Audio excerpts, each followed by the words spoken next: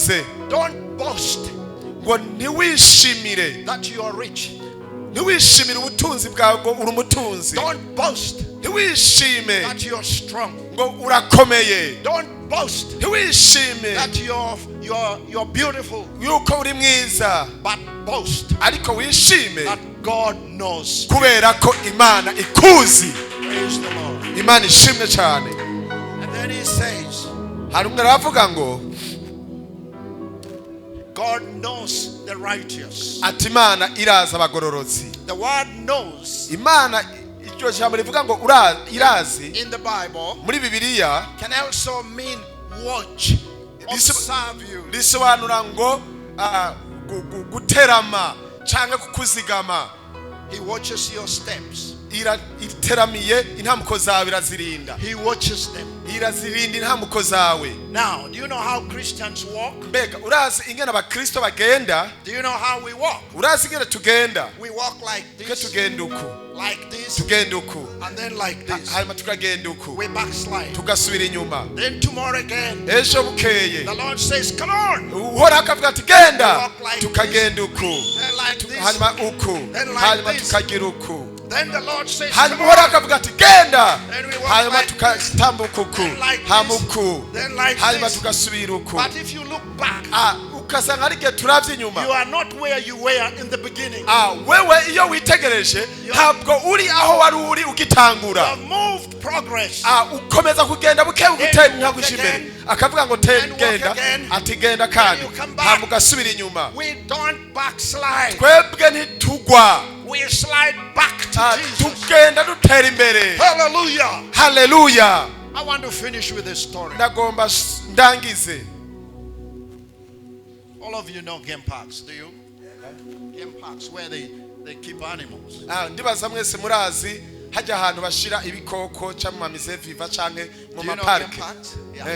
There are many in Uganda. muri Uganda hariho amaparike menshi. Queen Elizabeth Park. hariho Elizabeth park ya Elizabeth. Maction Park. hariho iyo park Kinepo. konyerezo zose. Now in a park, rero muri park they always build bridges bashiraho ibiraro, ikiraro, so that the river can go under the bridge. kugira ngo amazi ashobore guca munsi y'ikiraro. One day, umunsi umwe, do you know a rabbit? murazi Rabbit. agakwavu. Yeah. It's a murazi agakwavu. small animal. kakwavu gatoyi murakaboni, Do you urukwavu. know a fox? murazi fox ni mbwebwe. Yeah, it's like a dog. imeze nk'igomba kumera nk'imbwa. Do you know an elephant? murazi elephant. So one day, umunsi umwe, the rabbit wanted to cross the bridge to the other side of the park. urukwavu rwagomba kujabuka ngo rugende ku rundi ruhande rw'iyo parike. When it raised its head, rumaze kuzamura umutwe wago on the other side of the park, ku rundi ruhande rw'iyo parike yarimo ibikoko, he saw a fox. urwo rukwavu rwaciye rubona imbwebwe. He said, my, rugira bati if I go there, tiri nagenda hariya the fox will eat me. ijya mbwebwe iraza kundya. So it went back. hama ukwavu carusubira inyuma. He said, what do I do? timbega icyo nokora ni giki. Finally, ubwa nyuma he saw an elephant come. rwaciye rubona elephant. The elephant nayo iza. It came. inzovu nayo iza. murakoze. Then it asked the elephant, urukwavu rabaza inzovu, Mr. Elephant, timbe wa nzovu we, are you going the other side? uriko nawe ujabuka hariya hakurya? The elephant said, yes. iyo nzovu iravuga tego. What is your problem? ati mbega ikibazo ni ikihe? The rabbit said, urukwavu ravuga ngo I am also going to the other side. tinajewe nagomba kujabuka ngende hariya hakurya. Would you allow me wonyemerera to accompany you nkagukurikira so that two of us can cross the bridge? kugira ngo jewe nawe dushobore kujabuka ico kiraro? The elephant said, absolutely. iyo nzovu ivuga tego, nyaruka And tugende. they walked. hanyuma biragenda. And as they were nearing the bridge, igihe bari bashikiriye ikiraro, the rabbit said, urukwavu ruravuga ngo ndabasavye imbabazi ku bwanje, byaciye bibasaba yuko porogaramu muyinyarutse. I am very sorry. mumbabarire n'ukuri. I have to be in the airport by 1 o'clock. ntegerezwa kuba ndi kuri airport saa hindwi zuzuye. But don't worry, everything is in control. kandi ntimugire ikibazo, ibintu byose biri mu rutonde rwiza. First, I want to give special thanks to the bishop ubwa mbere ndagomba gushimira bimwe by'umwihariko Bishop for allowing me to come. kunyemerera kuza, And then to Severin, na Severe who has been helping me interpreting. nakomeje kumufasha mu gusobanura. And I want to give special thanks to my driver. Kandi ndagomba gushimira cyane umushoferi wanje hariya. And then the lady Grace, who has been cooking for me. Hanyuma na mwene data mushiki wacu Grace yakomeje kutwitwararika mu mfungurwa ngo yamaye akasarade keza. And to all of you. Kandi twese. So I go to Kampala today. Uno munsi ndara nshitse hari Kampala. And then tomorrow I go to my village. Hanyuma ku munsi w'ejo niho nzoca ngenda ruguru iwacu. I'll drive for 6 hours from Kampala to my village. Ngenda n'imodokari amasaha 6 kuva Kampala kugira nshike ahomba muhiri wacu. I would like the sound system to give me a conversation tone so that I can speak to your heart, not to your brain. Ndibaza ko abamizisi bamaze kuvyumva ati bamushiriremwo akantu kabiryosha k'akarungo kugira ngo ubutumwa buri ko buravugwa bushobore kwinjira mu mitima yanyu kandi bubahezagira agasonorization keza. All right. Amen. So I want to speak from Psalms chapter, or what they call it, Psalms 1. Psalms is songs. They are not teachings, but they can have teachings in those songs. Ngiye kuvuga ubutumwa muri Zaburi ya mbere kuko amazaburi ni nk'indirimbo. Mu ndirimbo rero biba bigaragara yuko ari kuririmba, ariko hari gihe rimwe na rimwe hashobora kuvamwe n'ivuga butumwa. And I want you to listen to me very carefully. Kandi ndagomba ngo muntege amatwi mugavye. Let me pray. Reka dusenge. Says the Lord, I ask for your favor today.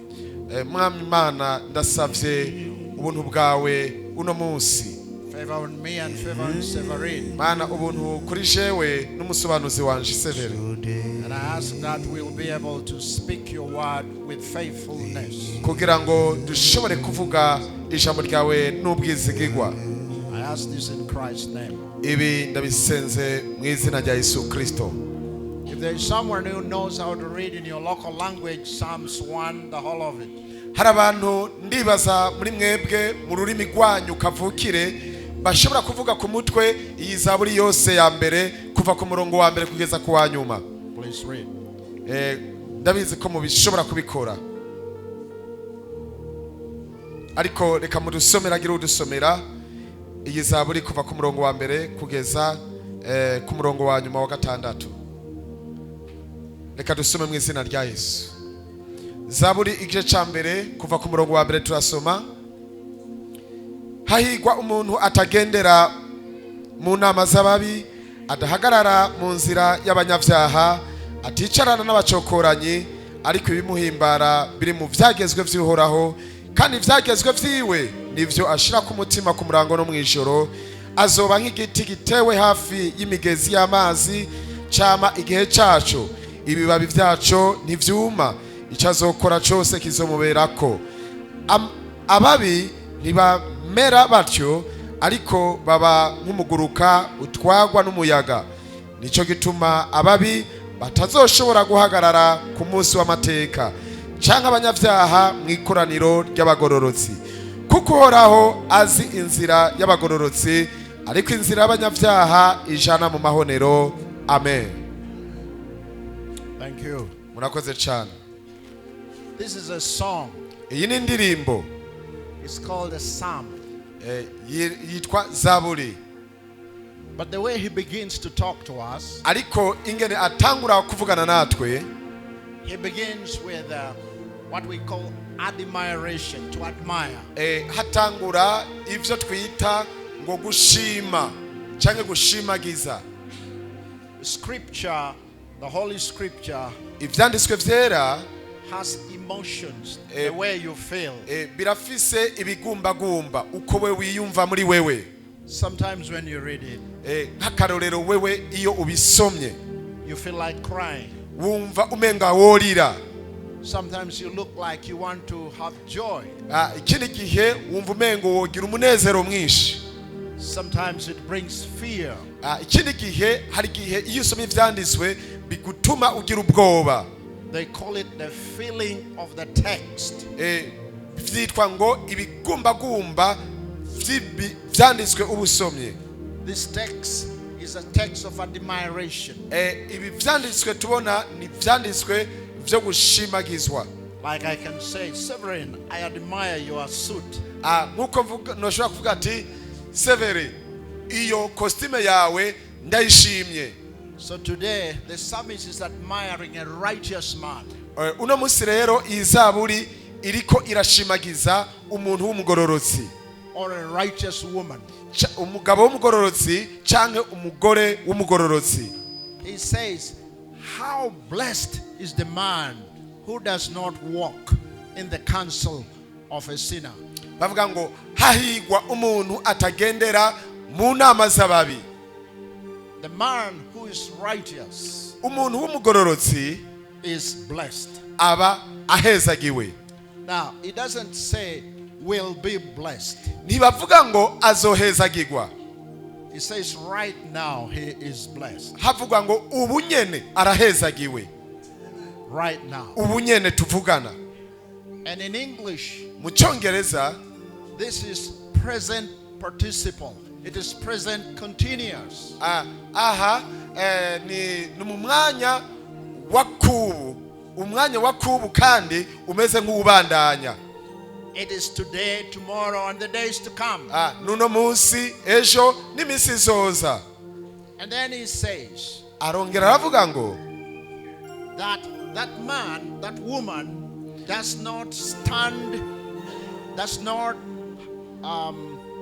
not walk in the counsel of sinners. Kandi arongera aravuga ngo uwo mugabo cyangwa uwo mugore ntiyicara mu nzira z'abacokoranyi. He doesn't even stand in the path of wicked people. Ntashobora kwicara mu nzira z'ababi abacokoranyi. Or he doesn't even sit on the chair of those who scoff. Kandi ntashobora kwicara mu ntebe y'abanyakibi. He's not that man. He's not like that. Uwo muntu ntameze uko. Now, he defines sinners in 3 words. Bagerageza gushushanya umunyavyaha mu buryo butatu. He calls them wicked. Babita ngo abanyakibi. The word wicked is someone that cannot be recovered. Umuntu w'umunyakibi n'umuntu adashobora kugaruka ngo asubire kuba mwiza. Like Idi Amin. Nk'umuntu bita Idi Amin. Some of you don't know him. Abantu bamwe muri mwebwe ntimumuzi. He was terrible. Yari umuntu w'umubi cyane. Like Joseph Kony of LRA. Yarameze nka Joseph Kony nawe nyene wa NRM. He can boil you and give your relatives to eat you. Yarashobora gufata agaca azana abantu bo muryango wawe ngo bagukubite. He is wicked. Yari umuntu w'umunyakibi. Then he says he's also a sinner, a definition of a man who is not with God. Uwo muntu atagenda mu nzira z'Imana, iyindi sobanuro bavuga ngo n'umunyavyaha. And then he calls him a scoffer, someone who belittles others. N'umuntu agira nabi abandi. And then in verse 2, ku murongo wa kabiri, he brings the character of the righteous. Baca bazana akaranga mutima cyangwa ibintu biranga umuntu w'umugororotsi. Character is who you are. Ibi akaranga mutima cyangwa ingeso nivyo vyerekana wewe uri. Who you are before God. Uko wewe uri imbere y'Imana. Now let me ask you a question. Reka ndababaza ikibazo. Does God change? Mbega Imana irahinduka? Does God change? Mbega Imana irahinduka? Yes, he changes. Ego irahinduka.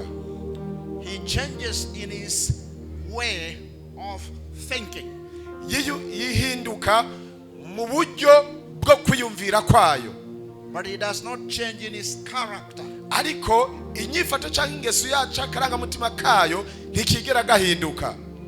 when you pray iyo usenga and you're a holy man, ukaba uri umugororotsi, God can change his mind. Imana irashobora guhindura ivyiyumviro vyayo. Will I give you example? Ndabaha akarorero. God told Moses, I'm going to kill all these people. Imana yabariye Mose ati ngomba kwica abantu bose. And he was not playing tricks with Moses. Kandi nta vy'imifyinato vyarimwo ngaho imbere ya Mose. He meant to kill them. Yagomba kubica vy'ukuri. Then he said, I will start a new generation with you. Ikimubwira ngo nzotangura urundi runganwe rushasha biciye muri wewe. Moses said, oh, no. Mose aravuga oya. He prayed. Yarasenze. Don't kill these people. Ataba abantu ntubice. God changed his mind. Imana yarahinduye ivyiyumviro vyayo. All right. So, but his character does not change. Ariko akarangamutima kayo ntikashobora guhinduka. He's ever holy. Yo ibihe vyose yamari yera. Righteous. Yamigororotse. He's ever spirit. Kandi ni muhemu ibihe vyose. He's ever loving.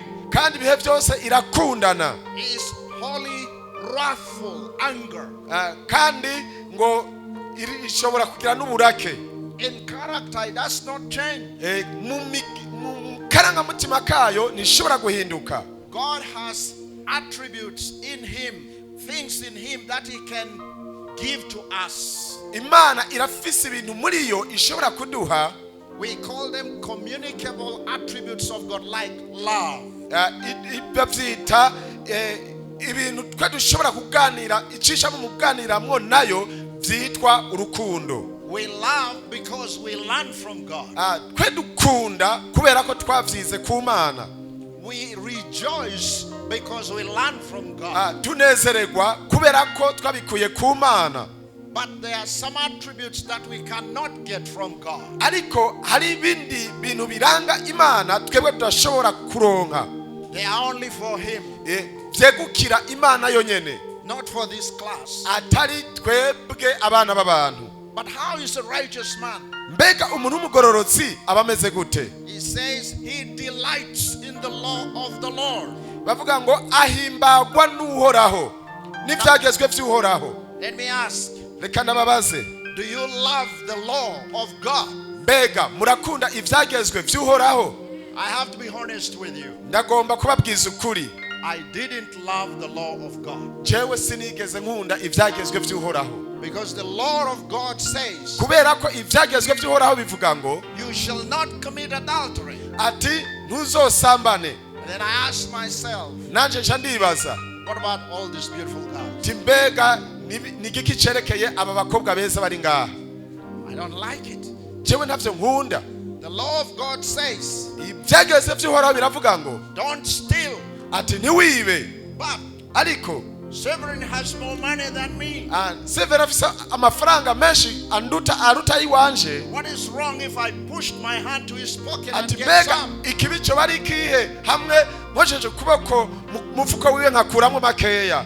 But David says, ariko Dawidi aravuga ngo, I love the law of God. Ati nkunda ivyagezwe vy'uhoraho. Do you love the law of God? Mbega murakunda ivyagezwe vy'uhoraho? If you don't love the law of God, nimba udakunda ivyagezwe vy'uhoraho, you don't love God. ntuba ukunda Imana. Then secondly, he says, icya kabiri aravuga ngo, in that law he meditates day and night. ngo kandi ivyagezwe vyiwe nivyo ashira ku mutima ku murango no mwijoro. The word meditate, ijambo rivuga ngo kurimbura, means to ruminate. Okay, you have cows here. Murafise inka ngaha ndibaza muramaze gutunga inka murabizi. You have cows here. Mwese muramaze gutunga inka murabizi. How many stomachs does a cow have? Mbega inka ifise imishishito ingahe?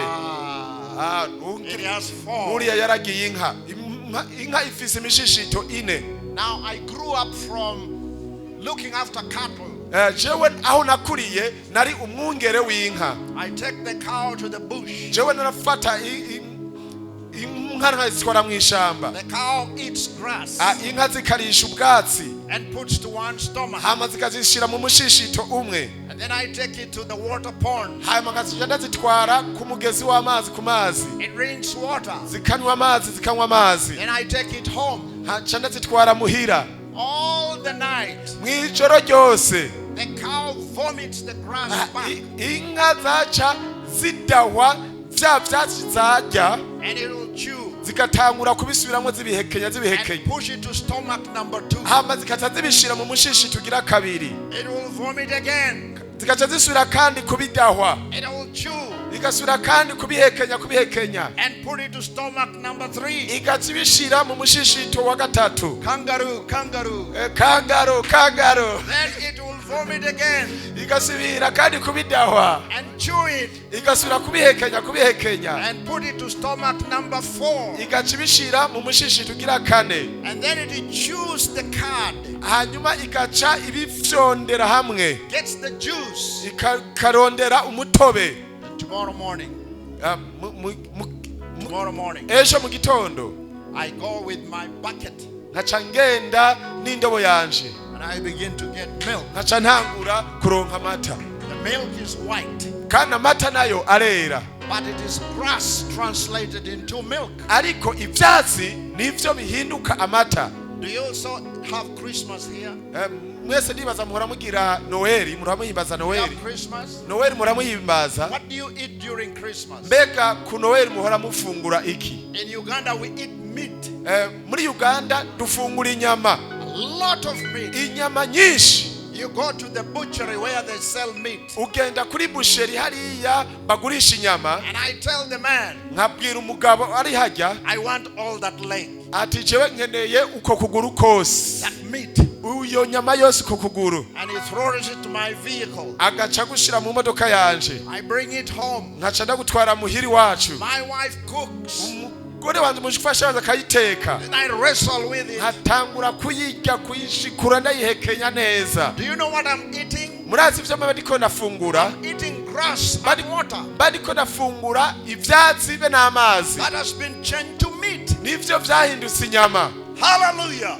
Hallelujah. Hallelujah. Amashimeshi kumana yacu. When you are a man of God, iyo uri umukozi w'Imana, you think about scripture all the time. Utegereza gufungura ivyanditswe umwanya wose. You read it ukabisoma like a cow eating grass. Ukujya inka ijya ivyatsi. Then you sit down. Hanyuma ugaca wicara. And you think about it. Ugatangura kuvyumvirako. Put it to stomach number 1. Ukabishira mu mushishito wa mbere. You think about it. Ukavyumvirako. Put it to stomach number 2. Ukabishira mu mushishito ugira kabiri. On your way. Uri mu nzira uri kugendagenda. When you're walking. Iyo uri kuragendagenda You utambuka. think about it. Ugatangura kuvyumvira Put it to stomach number 3. Ukabishira mu mushishito ugira gatatu. When you're sleeping. Hanyuma gihe uryamye. Put it to stomach number 4. Ukabishira mu mushishito wa kane. And tomorrow. Hanyuma ejo bukeye. On Sunday. Kuwa Mungu. If you're a pastor. Nimba uri umwungere. You preach the word. Ugaca uvuga ubutumwa. And people will listen to you. Abantu bazoca bakumviriza. Like children. Nk'abana. Who are sucking the breasts of their mother. Baba bariko baronka amaberebere y'abamama babo. The book of James says. Igitabo ca Yakobo kiravuga ngo. It is spiritual milk. Ngo namata yo mu buryo bwa mpwemu. That nourishes you. Ashobora kugutunga wewe. And sometimes. Kandi ibindi bihe. It is like meat. Haba biba bimeze nk'inyama. Like the one Grace cooks. Nka ya nyama Grace yateka. Good meal from Burundi. Yaranteke inyama ngaha mu Burundi. And I like to eat it. Nanje nakunda kurya cyane. And I tell the pastor. Naciye mbwira umwungere. Pack some for me so that I can go to the Kangaroo Hotel. Ati ibindi muca mubishirira muri ahantu mubimbikira hanyuma nza kubirira kuri hoteli. And I eat it. Kandi narabifunguye. Hallelujah. Amen. But it is this that I am thinking about. Rero ibi nivyo ndiko ndavuga ko. Young man. Basore mukiri bato. I asked a question when you were not there. Narabajije ibibazo igihe mwe mutari ngaha. How do you change the world? Nigute ushobora guhindura isi? How do you change the world? Nigute ushobora guhindura isi? I remember what the prophet says. Ndibuka ivyo umuprofeti yavuze. How do you change Burundi? Nigute ushobora guhindura Burundi? That's the question I leave with you. Ico nico kibazo ndagusigiye. How do you change Africa? Nigute wohindura Afrika? How do you change it? Nigute wohindura? Singing. Ukuririmba. must be singing the Bible. utegerezwa kuririmba Bibiliya. It is soup. Ni supu, ni sopu. Talking the Bible Uvuga Bibiliya is like meat. ni nk'inyama uba uriko urashikura. In 1978, Muri 78 there was a musician from Congo. hariho umumizisiye canke umuririmbyi yava muri Congo. Idi Amin invited him to Uganda. Idi Amin yamutumiye muri Uganda. I was in senior 1. Jewe niga mwaka wa mbere w'amashure yisumbuye. And he came to my city. Acaza mu gisagara iwacu. All the night they were playing. Mwijoro hose bakomeza kuririmba batamba. And we were bumping. Kandi basekanuku. We were bumping. Barasekanuku. We were bumping. Barasekanuku. And in the morning, mu gitondo when I looked at the musician, maze kuraba abo baririmbyi, those days we didn't have earplugs. muri iyo minsi ntitwari dufise ama écouteurs twashira mu matwi. When he was walking, igihe bariko aragendagenda, he was doing this when walking. yaguma agira ariko ari agendagenda. Music had saturated in him. Umuziki wari wamaze kumwinjiramwa muri windani. It was in his blood. Wari mu maraso yiwe. It was in his sweat. Wari mu ndugumba yiwe. It was in his breath. Byari mu mpwamu ziwe. All of him. Ibimugize byose. The word of God Ijambo ry'Imana must saturate us. yategereza kutwuzura. It must take all our conscience. Yategerezwa gufata ivyiyumviro byacu byose. Take all our thinking. Bigafata ukwiyumvira kwacu kose. Take all our meditation. Bigafata ukurimbura kwacu kose. The word of God. Ijambo ry'Imana. You must be saying. Utegerezwa kuvuga. What does the Bible say? Bega Bibiliya ivuga gute? Why does it say this? Bega kubera ko Bibiliya ivuga uku. The Bible says. Bibiliya ivuga ngo. It says this. Ati ivuga ngo. All the rest of your life. Ubuzima bwawe bwose ukaba muri ivyo. Statement. Let me say statement. Reka mvuge ijambo rimwe. A man Umuntu or a woman cyangwa umugore who does not spend time in the Bible, atashobora kumara umwanya asoma Bibiliya, according to the text, bivanye n'ivyo duhejeje gusoma, that man is very weak. uwo muntu aba ari umunyantege nke. He compares him like chaff. Do you have rice here? Mbega ngaha turafise umuceri ngaha. Ego. When I was growing up, igihe nariko ndakura, do you have sorghum here? mbe murafise ingano ngaha? Yeah. Yes, yeah. My mother would beat it. Mama wanje yarazikubita akazikubita. She brings a round thing. Agacazana ikintu cy'umuzingi kimeze uko. Ndibazangira n'urutara ariko put sorghum there. Agaca ingano zimwe azishira ku ruhande uku. And she shakes it. Agaca atangura kuzinga. And I could see the wind blowing the chaff. Warabona umuyaga utwara umuguruka. Today I remember that. Uno munsi ndibutse ivyo. If you don't have the word of God in you, igihe udafise ijambo ry'Imana muri wewe, you'll be like that chaff. Umeze nk'uwo muguruka. That the wind is blowing. Umuyaga ushobora gutwara vyoroshe. What are the products of righteousness? Mbega nibihe niwe mwimbu canke nibihe vyamwa biva mu kugororoka. One, he's strong. Icambere nukuvuga ngo intebe yiwe, he's strong at all times. Strength. Abakomeye ibihe vyose. Number 2, icakabiri, he's productive. Nawe ashobora kwimbura cyangwa kwimbuka cyangwa kugwira. Whatever he puts his hand, ico akojeje kwa maboko gusa, it will prosper. gica gitera imbere. Whatever he touches, ico akoze ko cyose, it will prosper. gica gitera imbere. Wherever he goes, yaja hose, it will prosper. byose hose azotera imbere.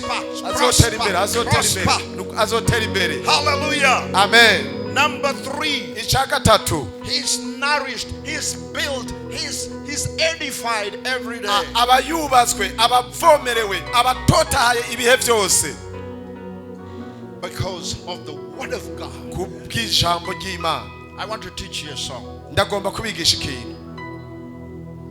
Before I teach you a song, imbere yuko ndabigisha indirimbo, I ask you a question. reka ndababaza ikibazo. How many times do you read the Bible Usoma Bibiliya inshuro zingahe in a year? mu mwaka? How many times? usomye Bibiliya inshuro zingahe? If you are a pastor, nimba uri umwungere you must read through the Bible 4 times a year. wategerezwa gusoma Bibiliya yose inshuro 4 ku mwaka, From Genesis to Revelation. kuva mu itanguriro kugeza mu vyahishuriwe. Stop spending time in social media. Hagarika gutakaza umwanya wanyu kuri internet, kuma media. You can't change the world with social media. Ntushobora guhindura isi kuma media. You change the world with the word of God. Ushobora guhindura isi biciye mu ijambo ry'Imana.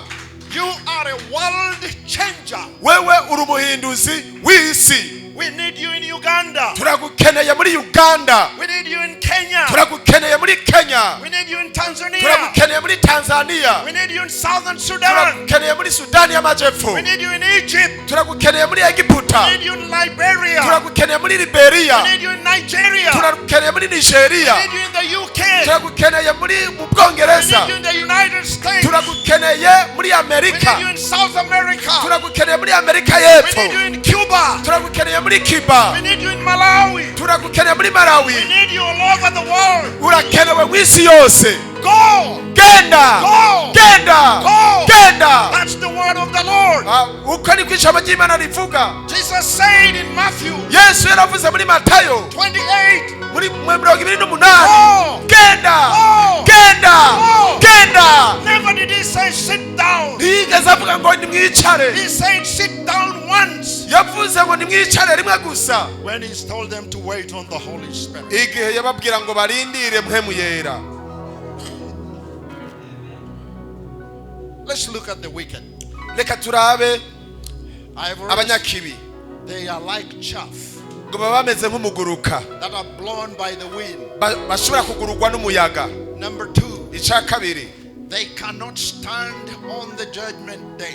ngo ntibashobora guhagarara ku munsi w'urubanza. All of us here Twese turi ngaha and billions of people in the world, n'amamiliyaridi y'abantu bose bari mu isi yose they must stand before God. bazotegerezwa guhagarara imbere y'Imana. Now listen, Ariko umvirize, only the righteous abagororotsi bonyene shall stand before God. nibo bazoshobora guhagarara imbere y'Imana. The sinners, Abanyabyaha they will be told, get away, I don't know you. bazobwirwa ngo genda sindabazi, Go, I don't know you. genda sindabazi. It's only the righteous Ariko abagororotsi bonyene who will stand before nibo God. bazohagarara imbere y'Imana. And God will say, Imana nayo izovuga, I know you, ndakuzi, I know you, ndakuzi, I know you, ndakuzi, I know you, ndakuzi, I know you. ndakuzi. And my heart Umutima wanje will be pumping uzoba uriko urakubita udoda, because I'm on the other side. kubera nanje nzoba ndi kuri ruriya rundi ruhande. And when Jesus moves,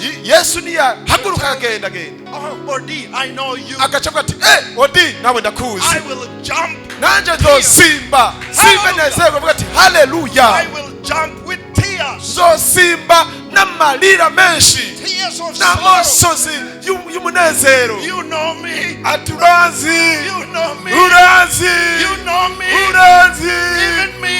urazi. Who am I? Jendiki To be known by God. kugira ngo menywe n'Imana.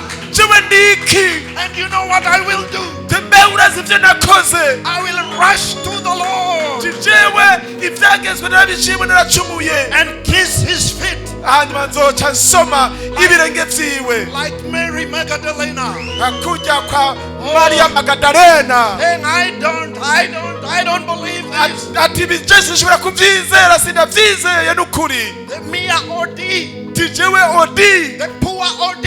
umukene Odi. You know me, God. Mbega Mana nanje uranzi.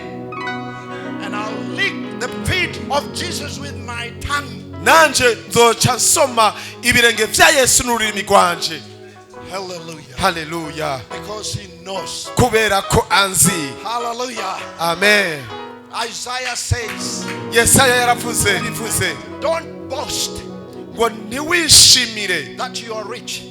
ntiwishimire ubutunzi bwawe ngo uri umutunzi. Don't boast ntiwishime that you're strong. ngo urakomeye. Don't boast ntiwishime that you're beautiful. yuko uri mwiza, But boast ariko wishime that God knows. kubera ko Imana ikuzi. Praise the Lord. Imana ishimwe cyane.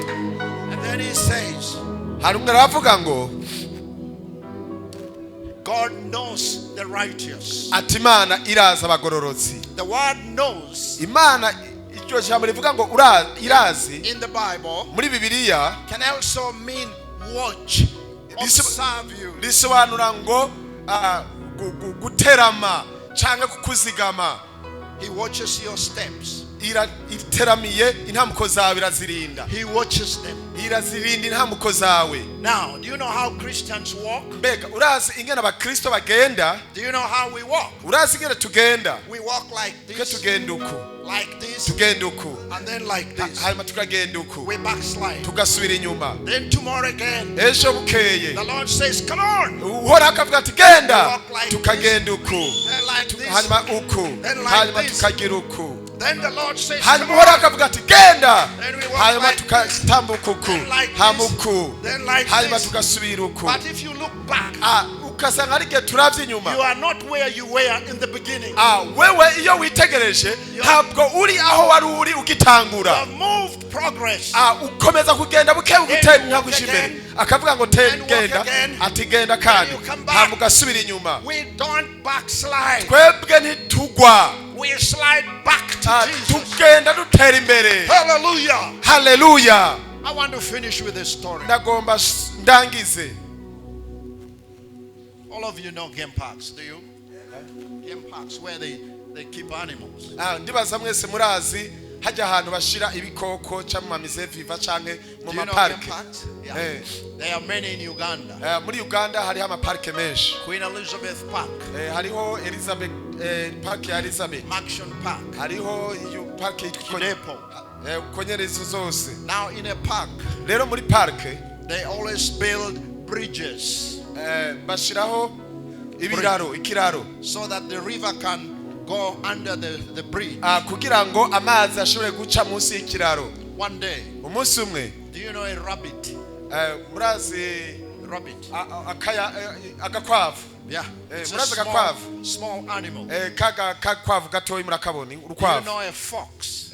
murazi fox ni mbwebwe. Yeah, it's like a dog. imeze igomba kumera nk'imbwa. Do you know an elephant? murazi elephant. So one day, umunsi umwe, the rabbit wanted to cross the bridge to the other side of the park. urukwavu rwagomba kujabuka ngo rugende ku rundi ruhande rw'iyo parike. When it raised its head rumaze kuzamura umutwe wago on the other side of the park, ku rundi ruhande rw'iyo parike yarimo ibikoko, he saw a fox. urwo rukwavu rwaciye rubona imbwebwe. He said, my, rugira bati if I go there, tiri nagenda hariya the fox will eat me. ijya mbwebwe iraza kundya. So it went back. hama ukwavu carusubira inyuma. He said, what do I do? timbega icyo nokora ni giki.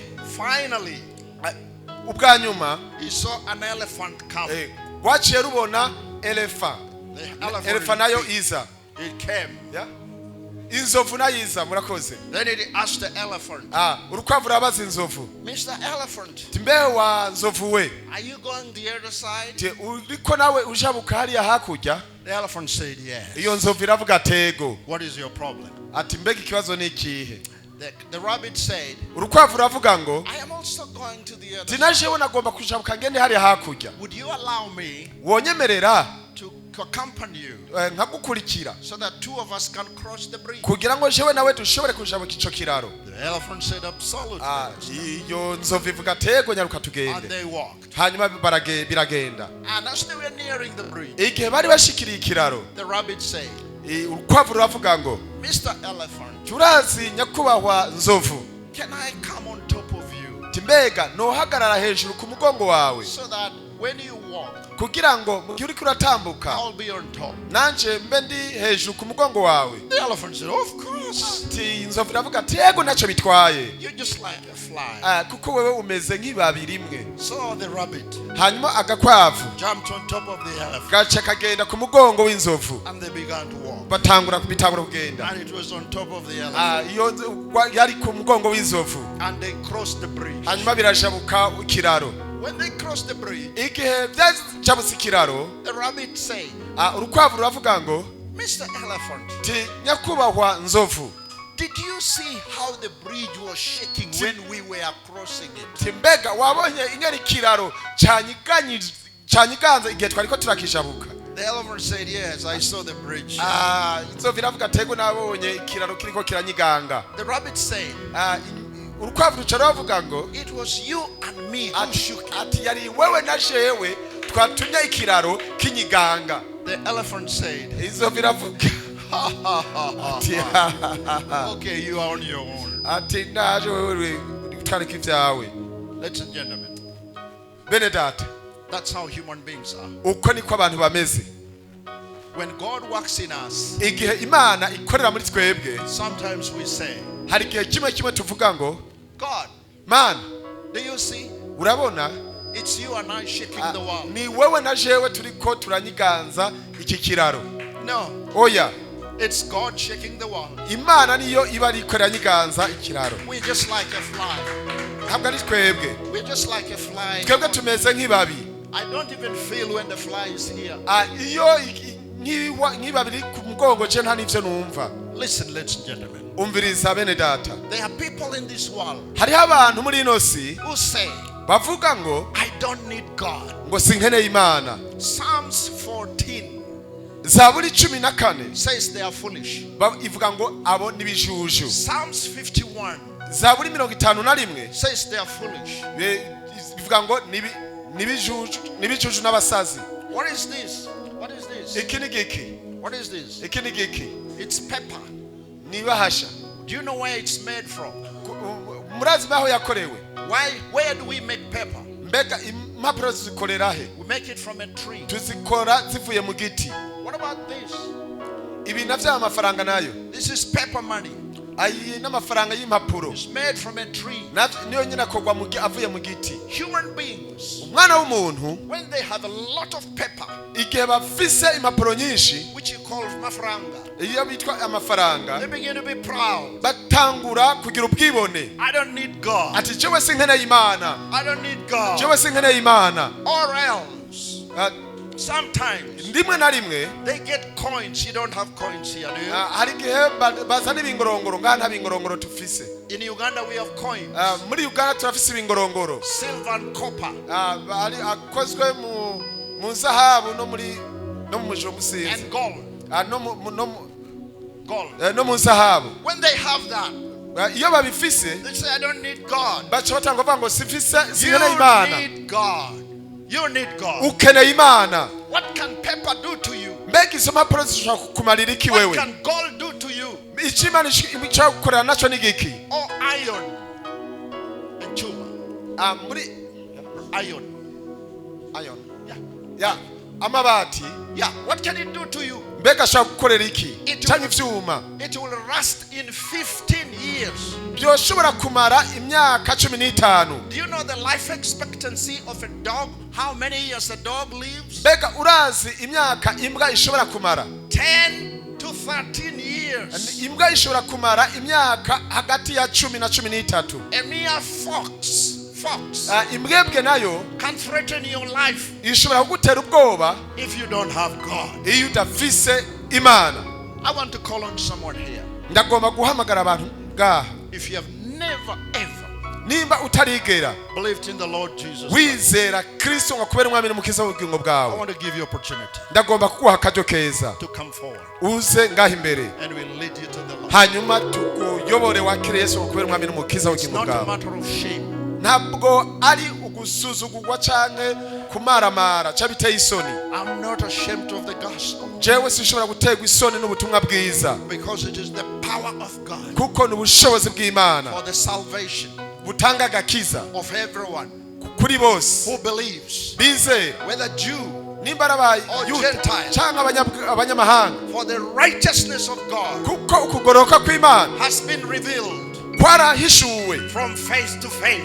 kuva mu kwizera kugira mu kundi kwizera. If you are here nimba rero uri ngaha and you have never called on the name of the Lord, ukaba utarahamagara izina ry'uhoraho, today uno munsi I want to give you a chance ndagomba kuguha akaryo keza to say I believe. uvuga ngo ndizeye. May we bow down our heads. turashobora kunamika imitwe yacu. Bow down our heads. reka twunamike imitwe yacu. And if there is someone here nimba hari umuntu uri ngaha who wants to receive the Lord, ugomba kwakira Yesu ngo akubere umwami n'umukiza w'ubugingo bwawe, stretch up your hand, reka uce uzamura ukuboko kwawe. because I must pray wa muntu utarakizwa, umuntu utarakizwa uri ngaha ukeneye gukizwa, wakire Yesu akubere umwami n'umukiza w'ubugingo bwawe, zamura ukuboko kwawe hejuru. before I return to Uganda. Zamura ukuboko kwawe hejuru. wa muntu utarakizwa, Stretch your hand. zamura ukuboko kwawe hejuru. If you have never ever nimba utarigera believed in Jesus, wakira Yesu ngo akubere umwami n'umukiza w'ubugingo bwawe ngo ukizwe, stretch that hand. ukaba ukeneye gukizwa, duza ukuboko kwawe hejuru.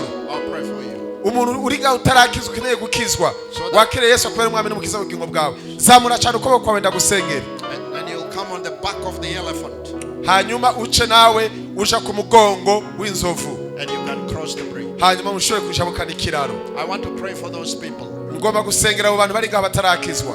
Lord Jesus, mwami Yesu, grant that these people reka Mana aba bantu bagire neza, ugende kuri bo, who say in their hearts bariko bavuga mu mitima yabo that I need God, ngo ndakeneye Imana, give them your power to believe. reka ubahe ubushobozi bwo kwizera. Kiss them today. Mana uno munsi bakoreho, Give them eternal life ubahe Mana ubugingo budashira through your Son Jesus. biciye mu mwana wawe Yesu Kristo. Amen. Amen.